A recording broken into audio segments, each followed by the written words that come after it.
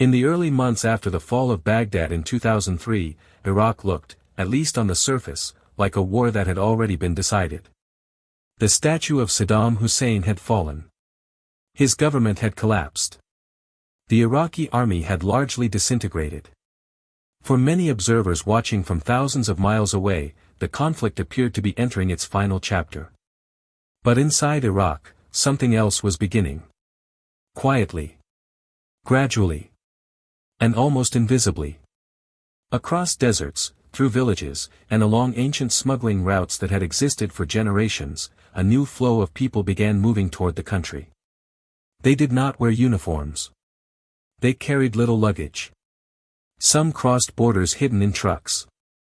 Others traveled in small groups through remote desert paths where no official checkpoints existed. They came from different countries, spoke different languages, and followed different journeys. But they all had the same destination. Iraq. And they all had the same purpose. To fight. Within a short time, American and coalition forces began noticing a disturbing pattern. The violence inside Iraq was evolving.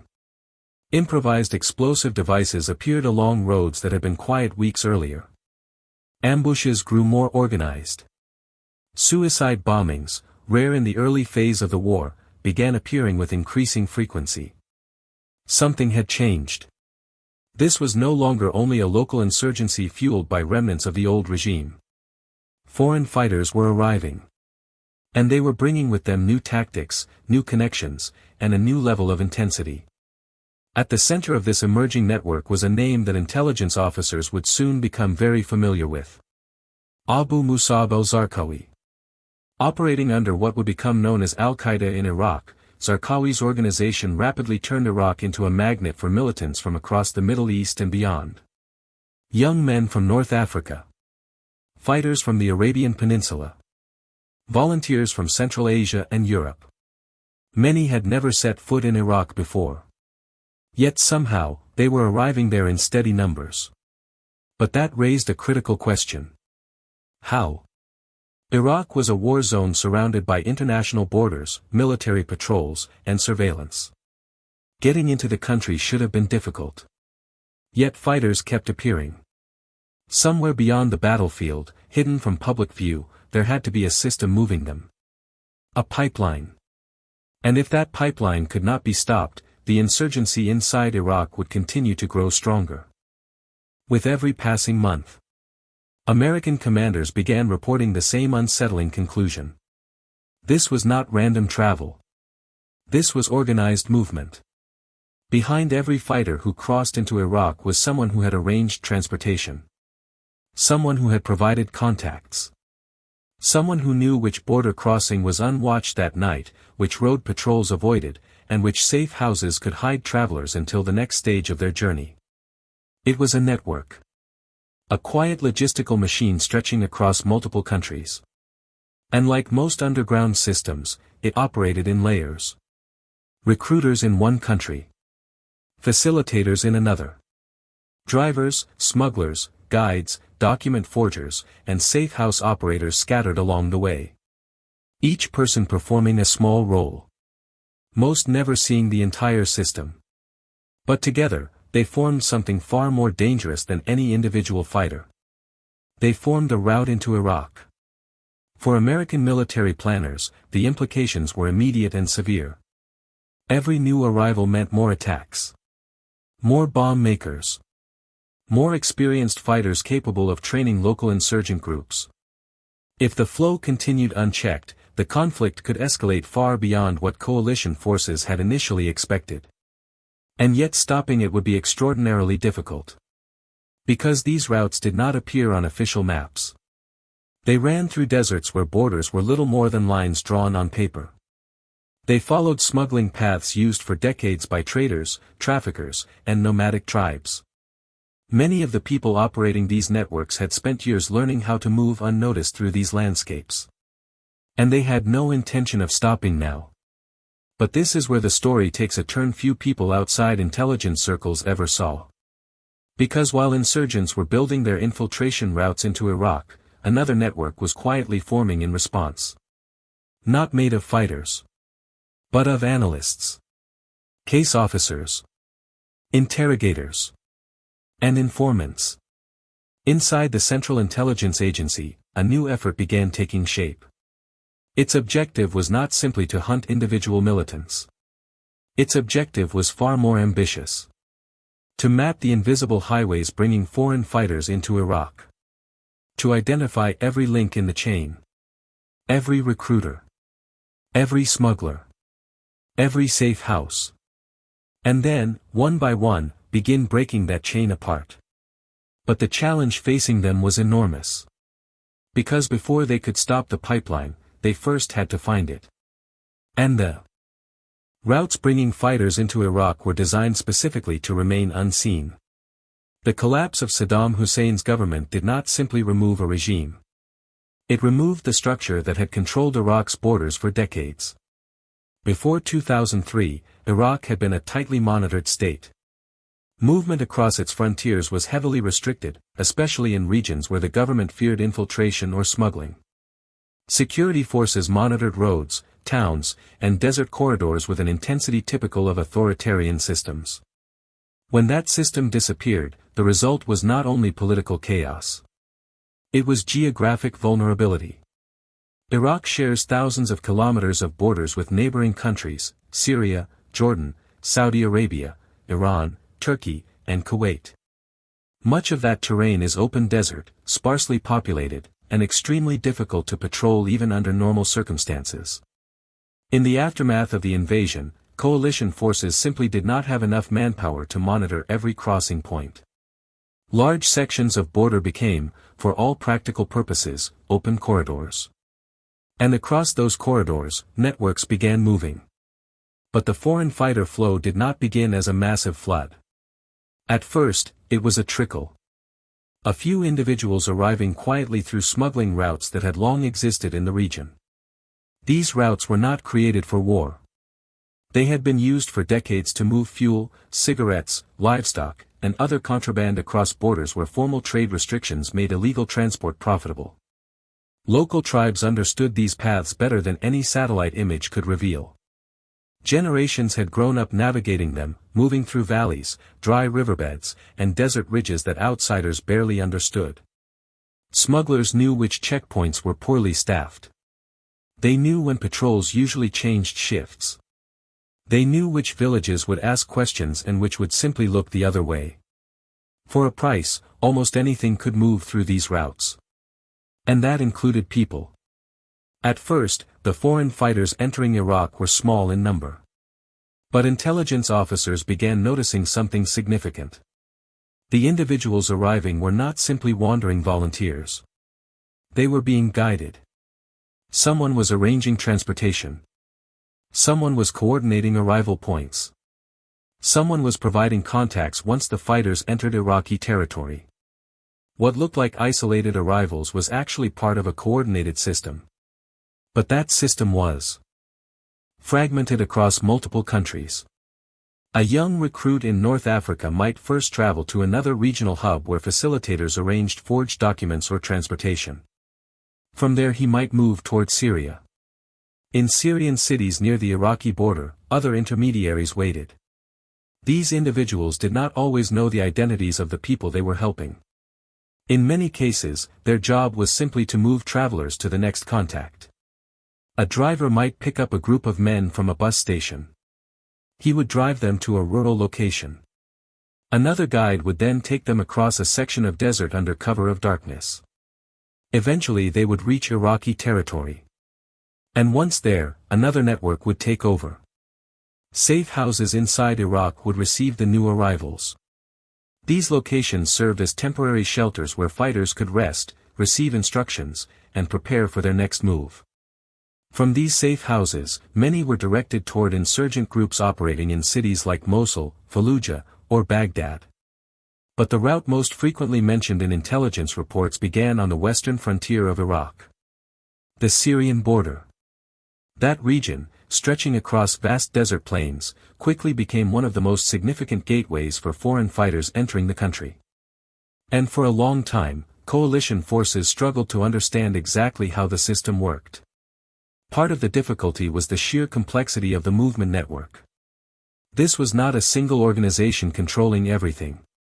Instead, it was a loose collection of facilitators, smugglers, tribal contacts, and ideological supporters. Some were motivated by money. Others were motivated by politics or religion. Still others simply viewed the chaos of post-invasion Iraq as an opportunity. Each group handled a small portion of the journey. Recruiters encouraged volunteers in distant countries. Transport facilitators arranged travel routes. Border guides physically moved people across the frontier. And once inside Iraq, insurgent groups absorbed the new arrivals into their operations. The system functioned almost like a relay race. One person handed the traveler to the next. Then the next. Then the next. No single individual needed to understand the entire network. And that made it extremely difficult for intelligence agencies to dismantle. But this is where the intelligence war truly began. Because every time coalition forces captured a militant, raided a safe house, or intercepted communications, fragments of information began to emerge. A phone number. A nickname. A location where fighters had previously stayed. Individually, these fragments meant very little. But intelligence work is often the art of assembling thousands of small details into a coherent picture. Inside analysis centers, specialists began cataloging every piece of information they could gather. Interrogations of captured fighters revealed travel stories. Documents recovered from raids contained names and contact numbers. Communication intercepts hinted at relationships between facilitators operating in different countries. Bit by bit, analysts started noticing patterns. Certain towns appeared repeatedly in reports. Certain individuals were mentioned by multiple detainees. Certain routes kept showing up in different pieces of intelligence. At first, the pattern was faint. But slowly, the outline of the network began to emerge. And this is where the story becomes particularly interesting. Because the effort to understand these networks did not take place on the battlefield alone. Much of the work happened far away from explosions and gunfire. In intelligence offices filled with maps, databases, and analysts staring at screens for hours at a time. They began drawing connections between people who had never met. Tracing movements across multiple countries. And trying to answer a single question. If you were a foreign fighter in another part of the world, how exactly did you reach Iraq? Because if that journey could be understood from beginning to end, then perhaps it could finally be stopped. As fragments of information accumulated, intelligence analysts began to realize they were dealing with something far more structured than a loose flow of volunteers. At first glance, every captured fighter seemed to have a different story. One had traveled from North Africa through several countries before reaching Syria. Another claimed he had entered Iraq through a desert crossing guided by local smugglers. A third described staying in a crowded safe house somewhere near the Syrian border before being moved deeper into Iraqi territory. Each account sounded slightly different. Different cities. Different drivers. Different guides. But when analysts began placing these stories side by side, patterns started appearing. Certain names surfaced repeatedly. Certain towns appeared again and again in interrogation reports. Certain phone numbers were found written in notebooks recovered during raids. Individually, these pieces of information meant very little. But collectively, they began revealing the outline of something hidden. A network that had quietly grown across several countries. But that realization introduced a new problem. Understanding that a network existed was one thing. Proving how it actually worked was another. Because the people involved had designed it specifically to avoid exposure. No single facilitator knew the entire route. A recruiter in one country might never meet the smuggler guiding fighters across the Iraqi border. A driver transporting volunteers across Syria might have no idea where they would go once inside Iraq. Even many of the fighters themselves only knew the next step of their journey. They were given phone numbers, instructed to call certain contacts, and told where to wait. Then someone new would appear. Someone they had never met before. The system was built on compartmentalization. And that made it extremely resilient. If one individual was captured, the rest of the network could continue operating with minimal disruption. For intelligence officers trying to dismantle it, this created a difficult puzzle. They were chasing shadows across multiple countries, trying to connect individuals who had never spoken directly to each other. Yet slowly, the shadows began forming recognizable shapes. One breakthrough came through the analysis of captured documents. During several military raids inside Iraq, coalition forces recovered notebooks, computer files, and personal records belonging to members of insurgent groups. Among those materials were lists of foreign fighters. Names. Nationalities. Dates of arrival. In some cases, even the routes they had taken to reach Iraq. These records provided analysts with something they had been missing. A timeline. By studying when different fighters arrived and comparing those dates with intelligence reports, analysts could begin reconstructing movement patterns. They could see when certain routes became more active. They could see which border areas were being used most frequently. And most importantly, they could start identifying the people facilitating the journey. But that wasn't the real breakthrough. The real breakthrough came when intelligence officers began focusing not on the fighters themselves, but on the facilitators moving them. Because fighters were constantly changing. New recruits arrived. Others were killed or captured. But facilitators often stayed in the same place for years. They operated safe houses. They arranged transportation. They handled communication between different parts of the network. And unlike the fighters, these individuals were far more difficult to replace. Which meant they were also far more valuable intelligence targets. Analysts began mapping relationships between these facilitators.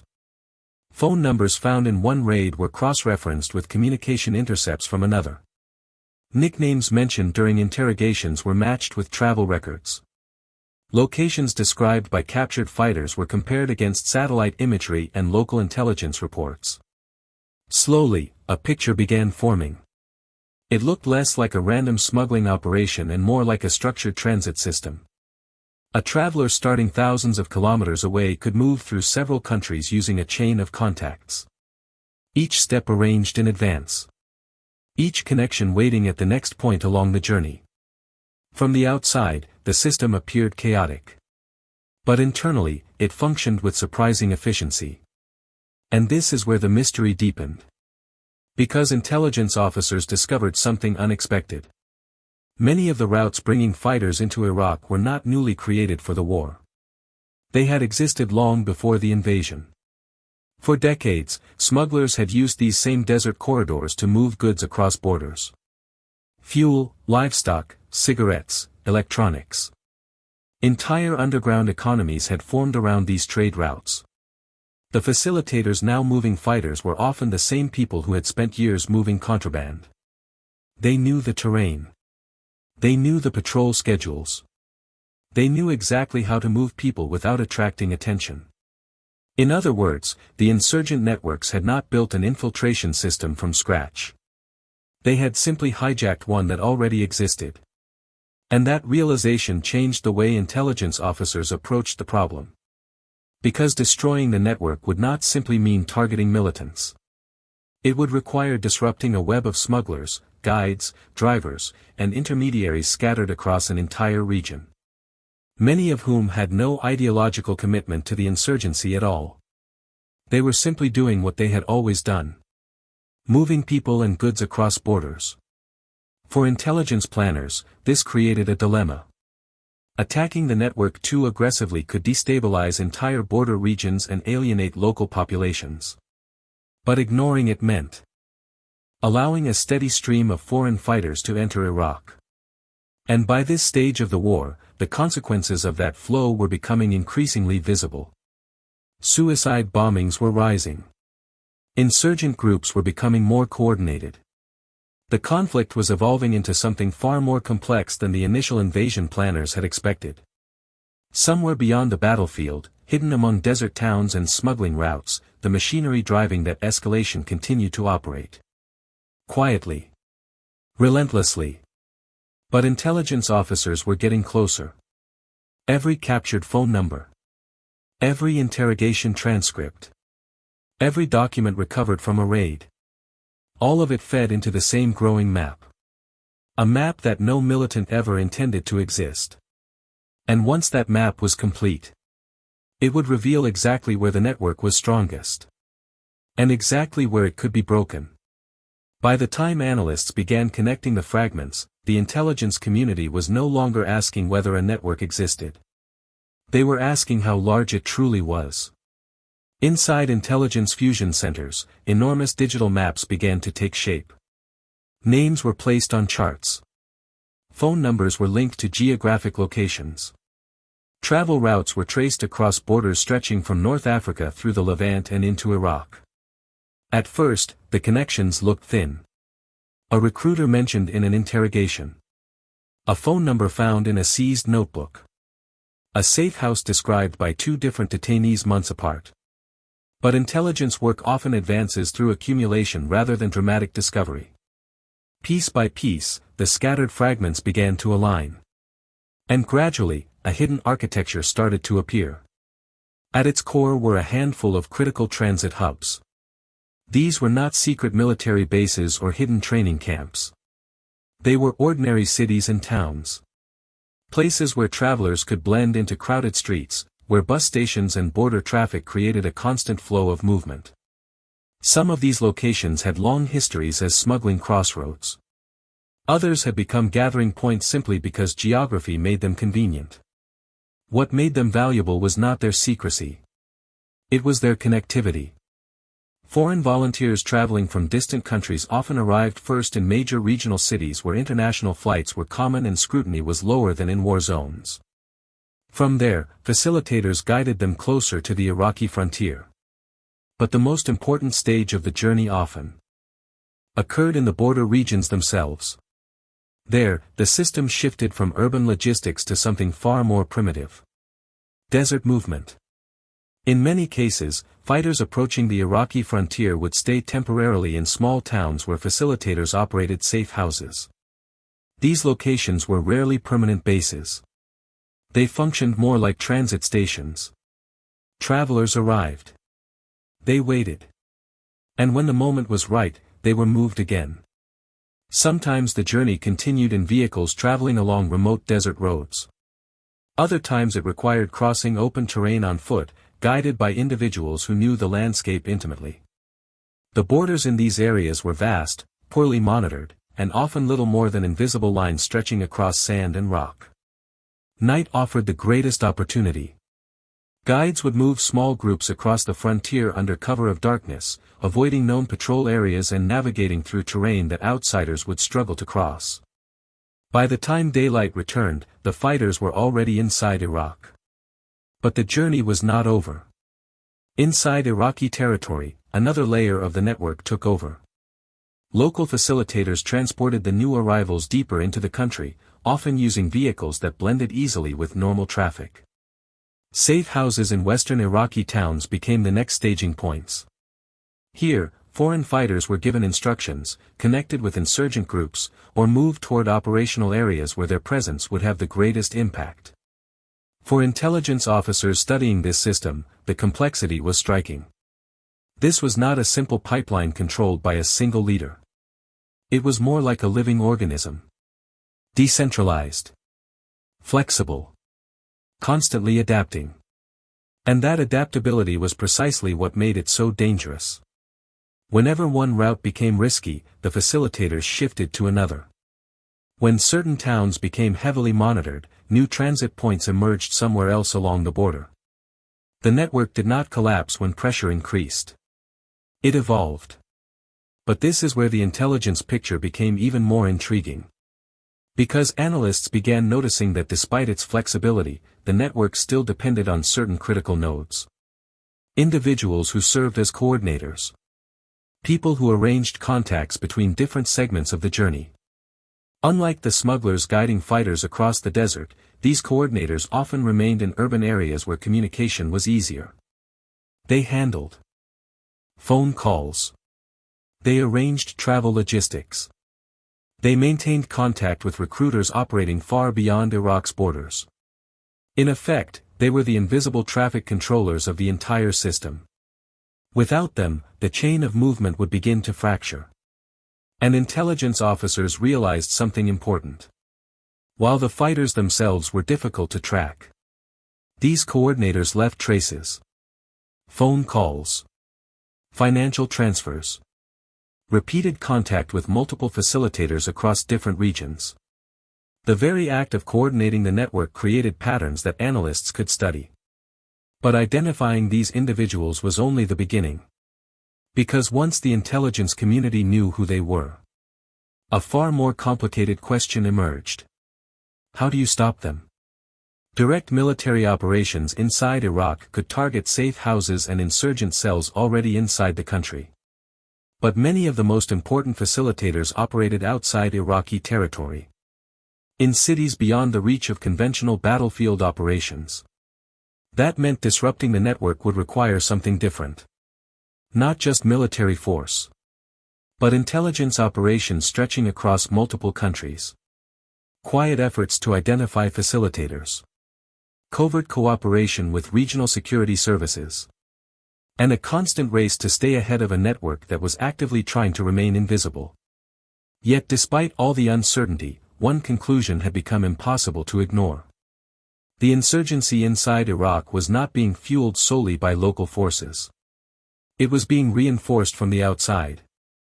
Every week that the network continued operating meant more fighters arriving. More bomb makers entering the country. More experienced militants bringing tactics learned from other conflicts. If the flow continued, the insurgency would continue to evolve. And that realization changed the priorities of the intelligence war.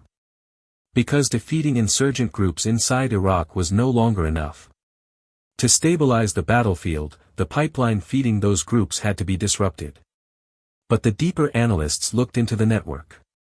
The more they realized something unsettling. The routes bringing fighters into Iraq were not controlled by a single organization. They were sustained by an entire ecosystem. Smugglers. Facilitators. Recruiters. Ideological supporters. Criminal networks that had operated for decades. Dismantling such a system would not happen through a single raid or a single arrest. It would require patience, coordination, and a level of intelligence mapping rarely attempted on this scale. But slowly, quietly, that process was already underway. Because somewhere inside the expanding web of phone numbers, travel routes, and safe houses, there were pressure points. Places where the network depended on just a few individuals to keep everything moving. And once those individuals were identified, the effort to break the entire system could finally begin. By the time the intelligence picture began to sharpen, analysts had reached a critical conclusion. The foreign fighter pipeline was not random. It was governed by a hidden logic. Beneath the surface chaos of smugglers, recruiters, and desert crossings, the system followed patterns that could be studied, predicted, and ultimately exploited. And once those patterns became visible, intelligence planners began to shift their focus. Because they realized something fundamental about the network. It was not the fighters who kept the system alive. It was the facilitators. The men who answered the phone when a recruit arrived in a foreign city. The drivers who moved small groups across long stretches of road. The safe house operators who quietly opened their doors to strangers passing through. And above them all, the coordinators, individuals who never carried weapons but held the entire system together. If those coordinators disappeared, the movement chain would begin to break. But identifying them required a different kind of intelligence work. Inside CIA analytical units and joint intelligence centers supporting operations in Iraq, analysts began constructing what looked almost like a social map of the underground network. Every phone number recovered during raids was entered into databases.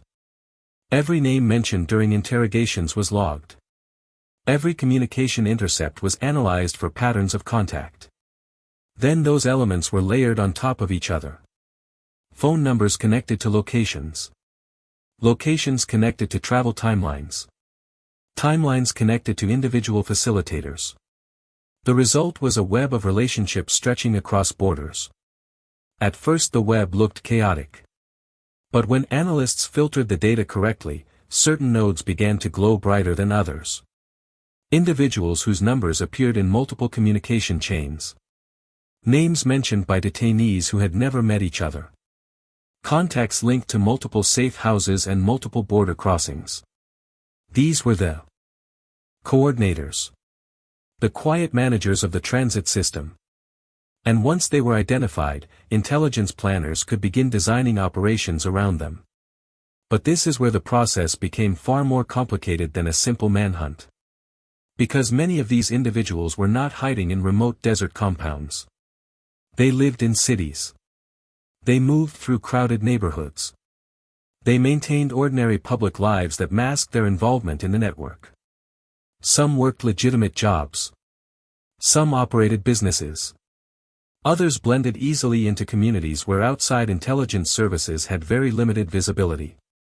Direct military operations in those locations were rarely possible.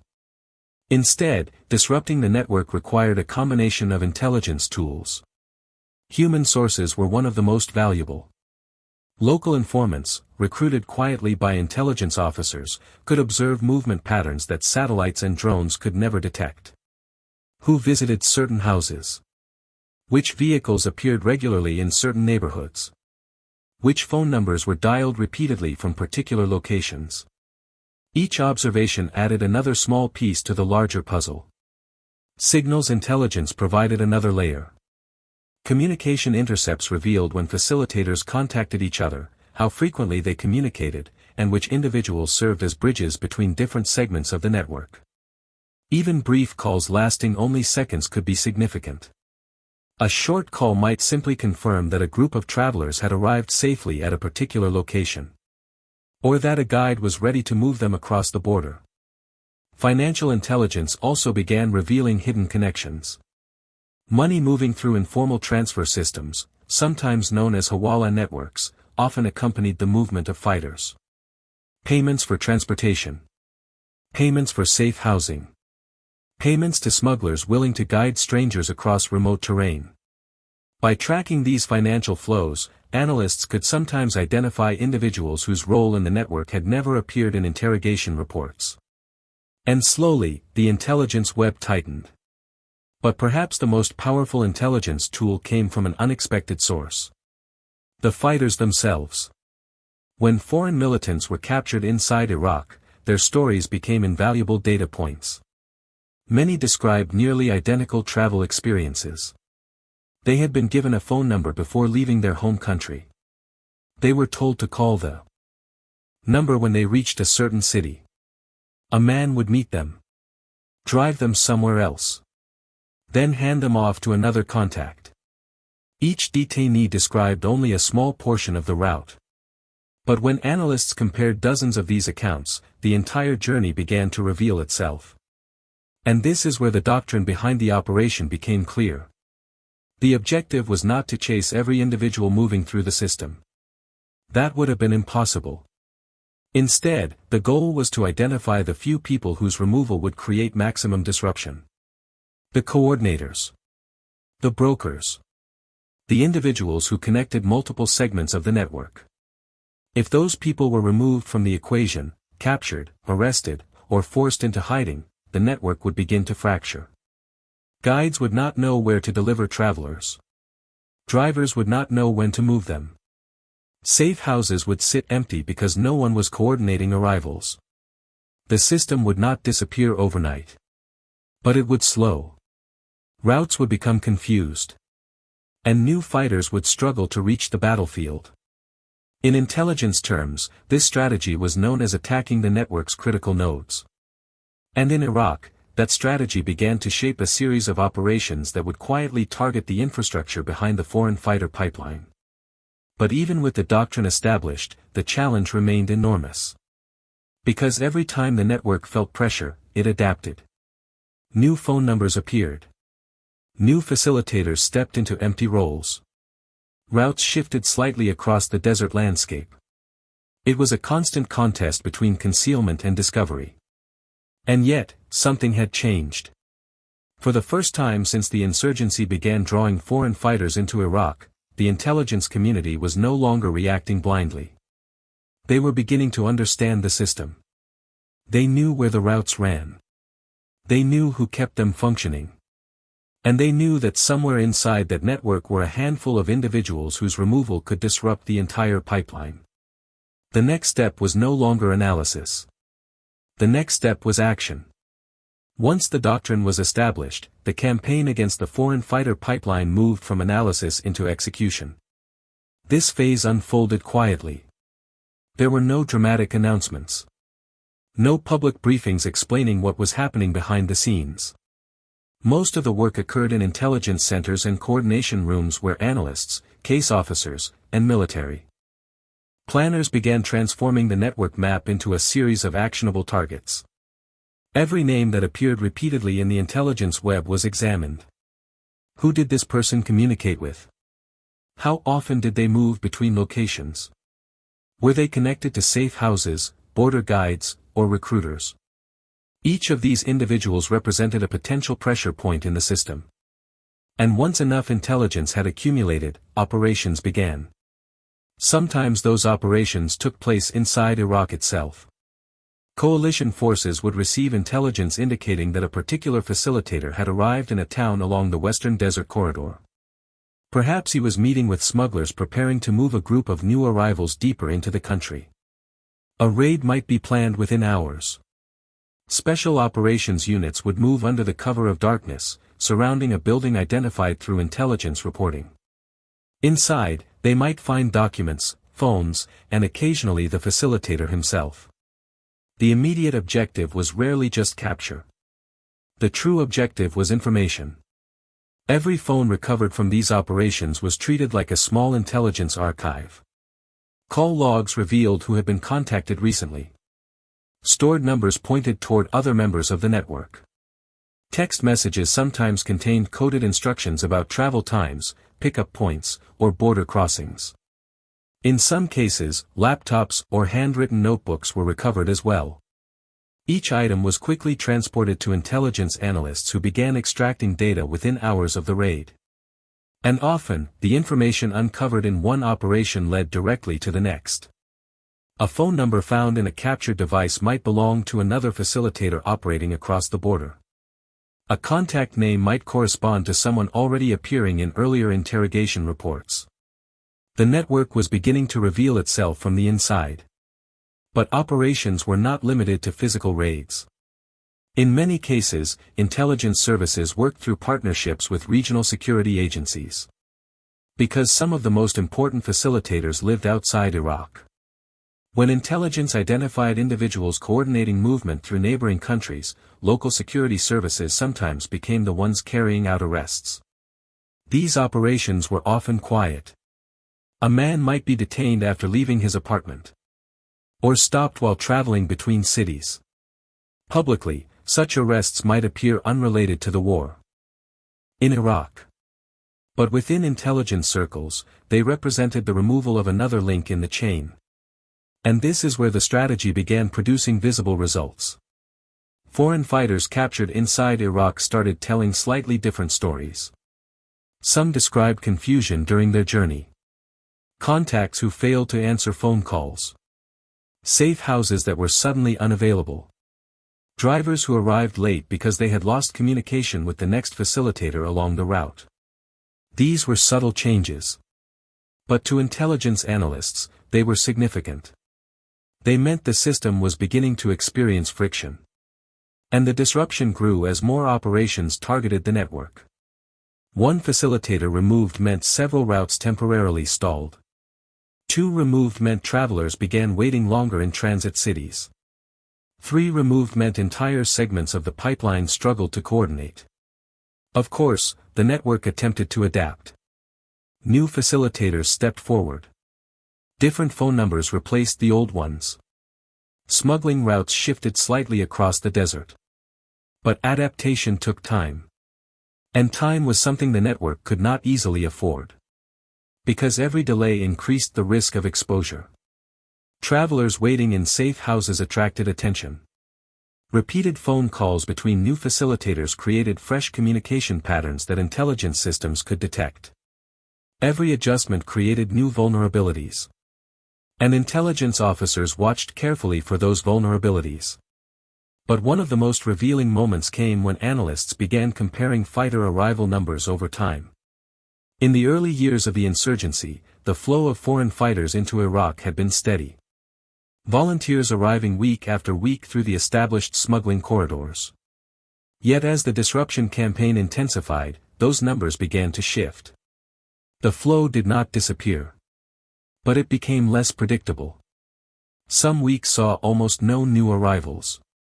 Other weeks showed small surges as the network attempted to push groups through newly organized routes. The pipeline had not been destroyed. But it was no longer functioning smoothly. And that disruption had consequences on the battlefield. Foreign fighters had often served as suicide bombers, experienced militants, or instructors for local insurgent cells. When fewer of them arrived, insurgent groups had to rely more heavily on local recruits who lacked the same level of training or ideological commitment. Operations became less coordinated. Certain types of attacks became less frequent. For coalition planners, this was precisely the objective. The goal had never been to eliminate every fighter before he reached Iraq. That would have required controlling thousands of kilometers of borderland. Instead, the strategy aimed to slow the flow. To make the journey more difficult. More dangerous. More uncertain. If reaching Iraq became complicated enough, many potential recruits might simply abandon the attempt. But even as the disruption campaign gained momentum, intelligence officers understood that the network still existed. Smuggling economies had survived in the region for generations. They would not disappear because of one counterinsurgency campaign. The facilitators moving fighters into Iraq were part of a much larger underground system that could shift and regenerate over time. Which meant the intelligence war was not a single operation. It was an ongoing contest. A contest between those trying to move quietly across borders. And those trying to reveal the routes they used. And while the pipeline feeding Iraq had begun to fracture, the most important question still remained. What exactly had this campaign taught the intelligence community about fighting networks that operate across entire regions? Because the lessons learned here would shape counterterrorism strategy long after the war in Iraq began to change. By the time the disruption campaign had been running for months, intelligence officers began doing something just as important as targeting the network. They began studying it. Because the effort to break the foreign fighter pipeline into Iraq had produced something rare in counterterrorism work, a detailed look at how a transnational militant logistics system actually functioned in real time. What analysts discovered challenged many earlier assumptions.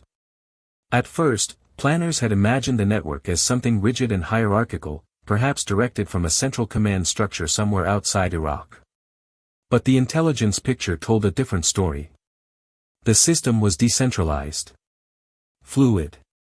More like a marketplace than a military organization. Different facilitators handled different parts of the journey, and many of them were connected only loosely through temporary partnerships. A smuggler guiding fighters across a desert border might not even know the ideology of the travelers he was helping. For him, it was a business transaction. Someone paid for the crossing. He provided the route. And then he disappeared back into the desert. In other cases, ideological commitment played a much larger role. Certain facilitators believed deeply in the cause of the insurgency. They maintained contact with recruiters and militant groups, ensuring that arriving fighters reached the organizations waiting for them inside Iraq.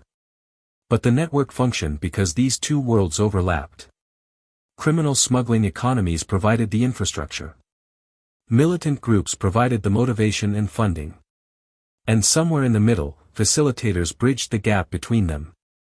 For intelligence analysts, this revealed an uncomfortable reality. You could not dismantle such a network simply by targeting militants. Because many of the people moving fighters were not militants at all. They were part of long-standing smuggling cultures that had existed across the region for generations. And these cultures were deeply embedded in border communities.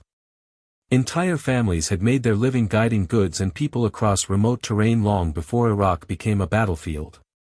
To them, the arrival of foreign fighters was simply a new kind of cargo. Which meant the pipeline could regenerate even after significant disruption.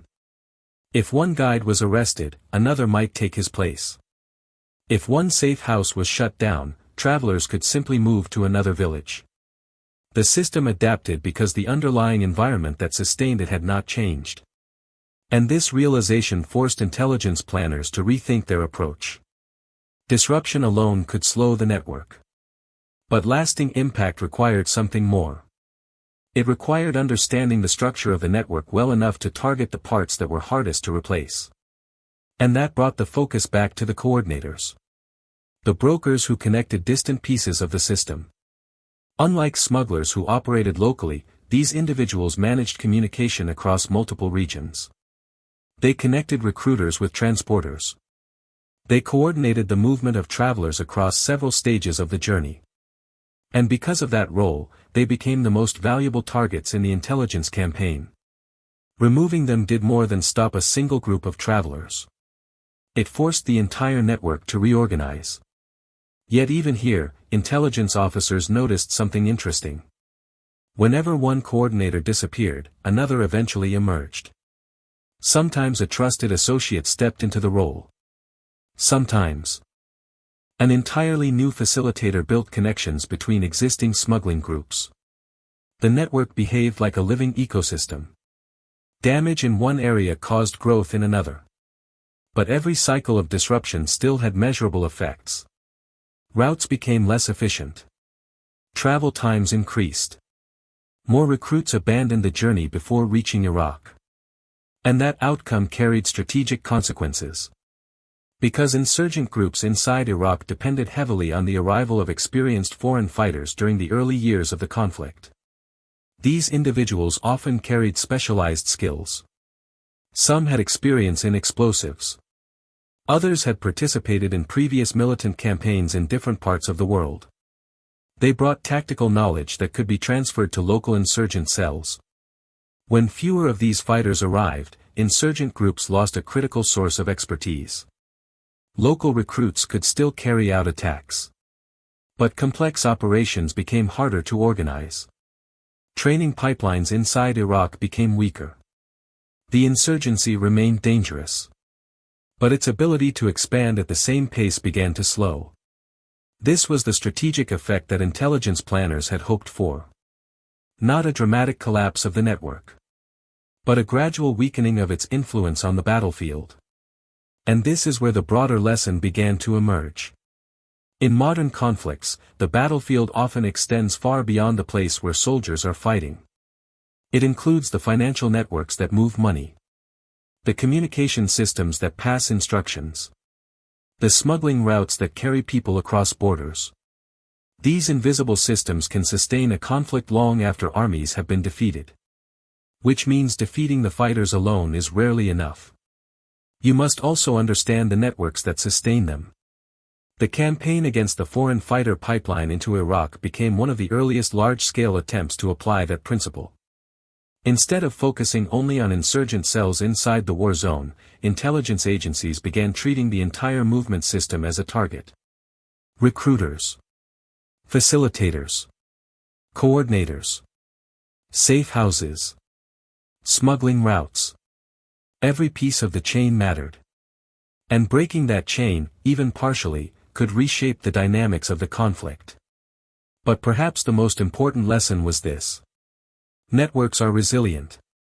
They rarely disappear completely. They bend. They adapt. They reconfigure. And the contest between those building such networks and those trying to dismantle them does not end with a single operation. It continues quietly, often far from the public eye. In offices filled with maps and databases. In interrogation rooms where fragments of stories slowly accumulate. In border towns where intelligence officers watch movement patterns that others barely notice. The fight against the foreign fighter pipeline into Iraq was one chapter in that larger contest. But the methods developed during that campaign would influence counterterrorism operations for years to come. Because once intelligence agencies learned how to map a hidden network, they also learned how to hunt it. As the campaign against the foreign fighter pipeline matured, its significance extended beyond the immediate battlefield in Iraq. Inside intelligence agencies and military planning circles, the operation had become something more than a counterinsurgency effort. It had become a case study in how modern conflicts were evolving. Because what had emerged in Iraq was not a traditional enemy army. It was a network. A system that crossed borders, operated through informal relationships, and relied on both ideological commitment and criminal logistics.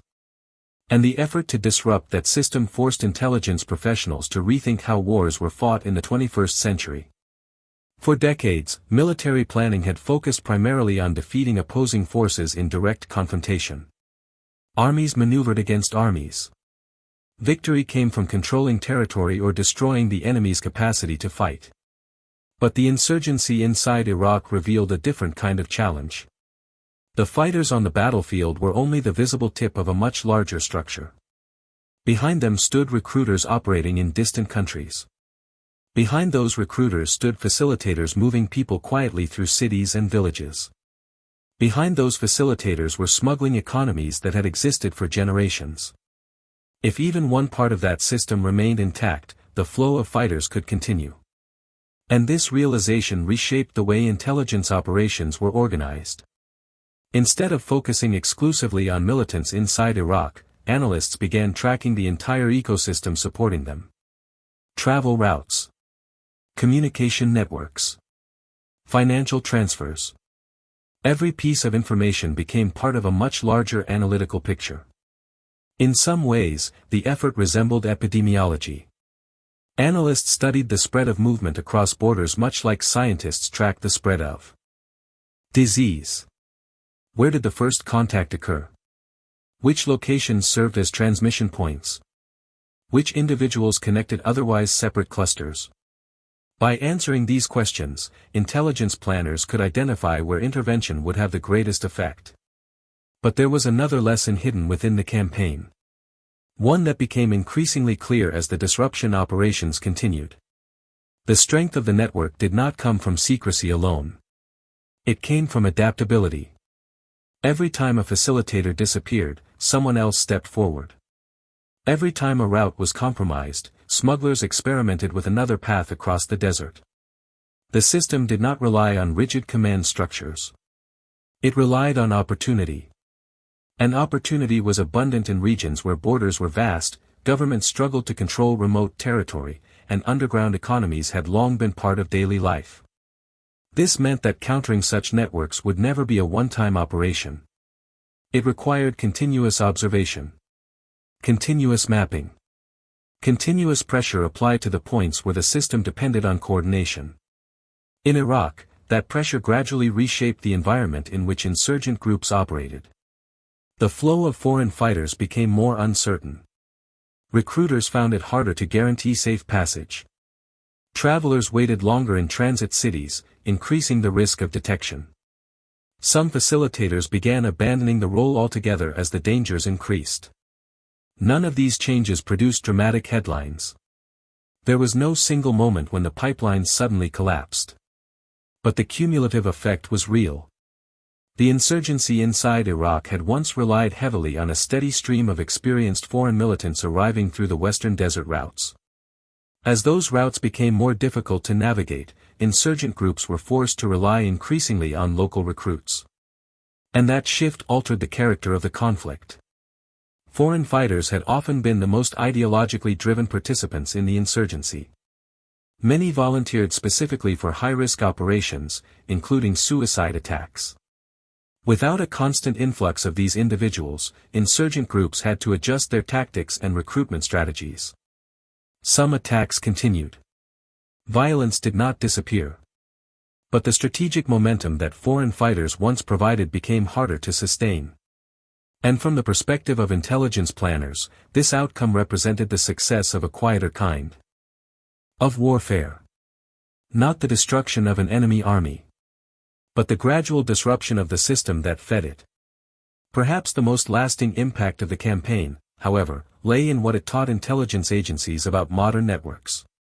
The methods developed during this effort, mapping relationships, analyzing communication patterns, targeting critical nodes, would later be applied in other counter-terrorism operations around the world. Because the lesson was clear. Militant movements rarely exist in isolation. They are supported by logistics networks that stretch across borders and communities. Understanding those networks requires patience. It requires assembling thousands of small pieces of information that individually seem insignificant. But when those pieces are combined, they reveal the architecture of the system. And once that architecture is understood, even a decentralized network can be disrupted.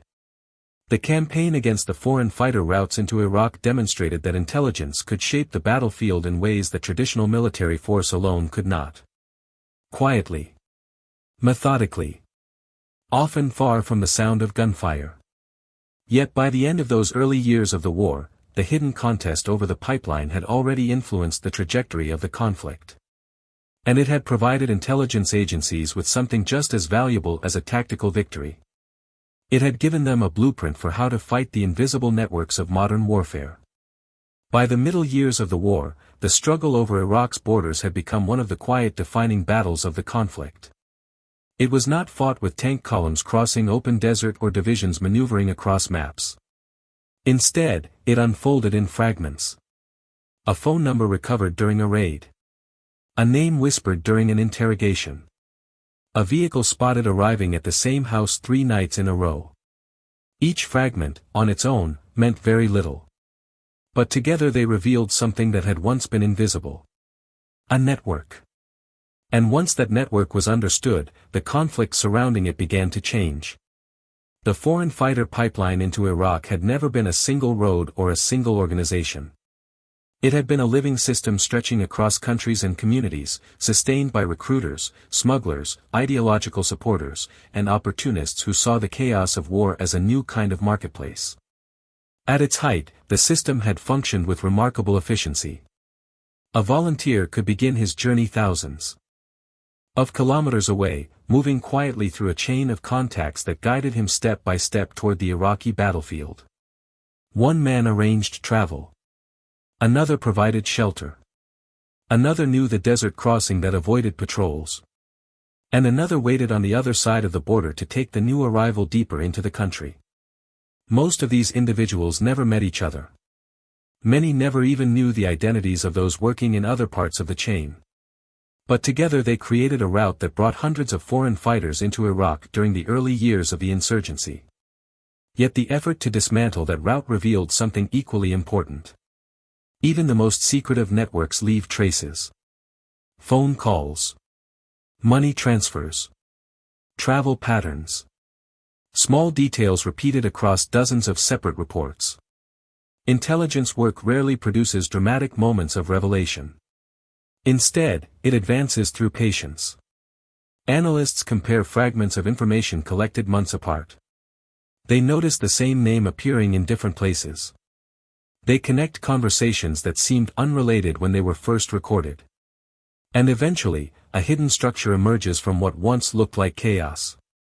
That was what happened in the intelligence war surrounding Iraq's borders. Little by little, the routes became visible. Little by little, the coordinators who managed the system began to appear within the intelligence picture. And once those individuals were identified, the disruption campaign could begin. Some were captured during raids. Others were arrested through cooperation with regional security services. Still others disappeared from the network after realizing that their communications were being watched. Each removal created a ripple through the system. Guides waited for instructions that never arrived.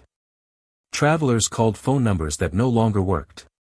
Safe houses remained empty because the next group had not been organized. The pipeline did not collapse all at once. But it began to lose its rhythm. And in modern networked systems, rhythm matters. Because efficiency is what allows a decentralized system to operate across large distances. Once coordination falters, even well-established routes become uncertain. Smugglers hesitate. Facilitators lose confidence in their contacts. Travelers spend longer periods waiting in places where they can be discovered. And slowly, the flow begins to slow. That slowdown, quiet and largely invisible to the outside world, altered the dynamics of the war. Foreign fighters had played an outsized role in the early insurgency. They brought ideological intensity, battlefield experience, and a willingness to conduct the most extreme operations. When fewer of them arrived, insurgent groups inside Iraq had to adapt. Local fighters filled the gaps, but the network that once fed the insurgency with outside manpower no longer functioned with the same reliability. The conflict continued. Violence continued. But one of the most important logistical systems supporting that violence had been weakened. Yet perhaps the most enduring significance of the campaign was not measured only in numbers of fighters prevented from entering Iraq. Its deeper importance lay in what it revealed about the nature of modern conflict. Wars in the 21st century are rarely confined to a single battlefield. They unfold across financial systems, communication networks, transportation routes, and informal economies that stretch across borders. The fighters carrying weapons are often only the visible edge of a much larger structure.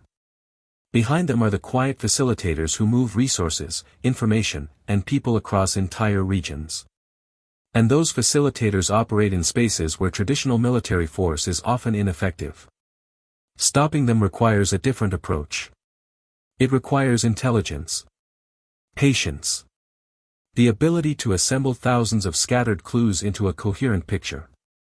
The campaign against the foreign fighter routes into Iraq became one of the early demonstrations of how that kind of intelligence warfare could be conducted. Not through dramatic victories, but through steady pressure applied to the connective tissue of a network. Piece by piece. Link by link.